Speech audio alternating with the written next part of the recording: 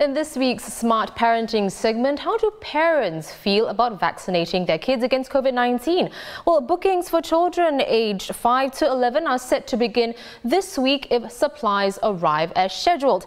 We'll take a look at the concerns and issues parents have about the COVID-19 vaccine for their kids and get the answers from the experts as well. Education correspondent Amelia Ting is with me now. Amelia, so we know this is not an easy decision for some parents to make. What are some of the key questions that they have about vaccinating their children against COVID-19?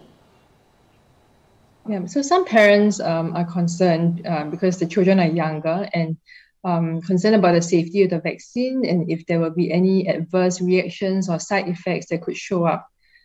Just a few days ago, we heard from the US CDC and we see reports of 8 cases of myocarditis or a type of heart inflammation in children aged 5 to 11 who received the Pfizer vaccine. And I see parents concerned about this news, this update, and they're discussing it online and offline. This morning, I spoke to Dr. Janil. He is the Senior Minister of State for Health and is also a medical doctor. I posed some of these questions and these concerns to him, and in particular, what these 8 cases of heart inflammation mean. And this is what he said. The cases that you're referring to, I think, are from a US CDC report. And that report looked at over 7 million doses administered. So that's not the trial, it's the report after the trial. And so in a way, it's an example of just how closely we're monitoring this. 7 million doses in the 5 to 11 age group. And there were 8 cases, but they were all mild. And that's the key thing. They were all mild. Whereas we know that with COVID-19 infection, we have had cases in Singapore, not of the same nature of the myocarditis in this age group, but of the multi-system inflammatory syndrome in children, MISC, and some of those children needed ICU care. And so what we're trying to protect the children from is from getting these severe infection related outcomes. Well, you can watch Amelia's full interview with Dr. Janil over at straitstimes.com. Well, Amelia, let's go on to another question. You know, some parents may also be wondering how best to prepare their kids for the COVID-19 vaccine before and after the jab. So what are some tips to help these parents? So I've spoken to some pediatricians about what parents can do. And the first thing that a lot of doctors say is to give children a few days notice so that they can prepare themselves and also spend some time asking questions about the vaccination and the procedure and why they are doing this in the first place. So explain to your kids, you know, what this vaccination means and why they're doing it, you know, to protect themselves against COVID. And knowing what to expect will also help to make the process on the day itself a bit smoother. And as one doctor pointed out, you know, an unpleasant experience on the first dose may make the second one a bit more difficult. For children who are a bit more fearful, you know, scared of needles, it's quite a common fear. Parents could let them bring along maybe a comfort item or, you know, a familiar stuffed toy or distract them even by letting them watch a video during the jab. You could also sit down and talk to your kids about, you know, your own vaccination experience and remind them that they have gone through similar immunizations when they were younger, even if they don't remember it.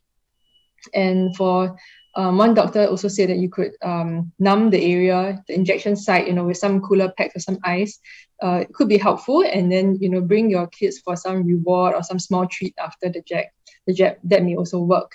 And of course, after the jab, you have to watch out for any side effects. Immediate allergic reactions are usually detectable during the first 30 minutes after the jab. But other symptoms like tiredness, muscle ache, possible fever, those may come later, similar to what the adults have experienced. Anything that is a bit more worrisome, like persistent chest pain, fever, or breathlessness for more than 3 days, this should be brought to the doctor's attention. Great tips there, Amelia. So I have a bit of a more personal question for you. You are a mum of 2 and the older kid just turned 5 years old. So on the cusp of that new age group that's allowed to take the COVID-19 vaccine. So do some parents of younger children especially have particular concerns about the vaccine? Yes, definitely. I think some parents of younger kids like mine are a bit more cautious about the vaccine because our kids are at the border in terms of the age. And initially, when I started hearing news about the vaccine being rolled out and approved for this 5 to 11 age group, I thought, is there anything magical about this age 5 that makes them eligible for the vaccine? Why not 4? Why stop at 5? So I've spoken to some doctors and found out that, in a sense, it's an arbitrary cutoff. The age windows are based on what the vaccine companies have studied. It's based on the data that we have so far, based on what the trials have done and proven. So, as Dr. Janil also said, that vaccines are usually rolled out in this way.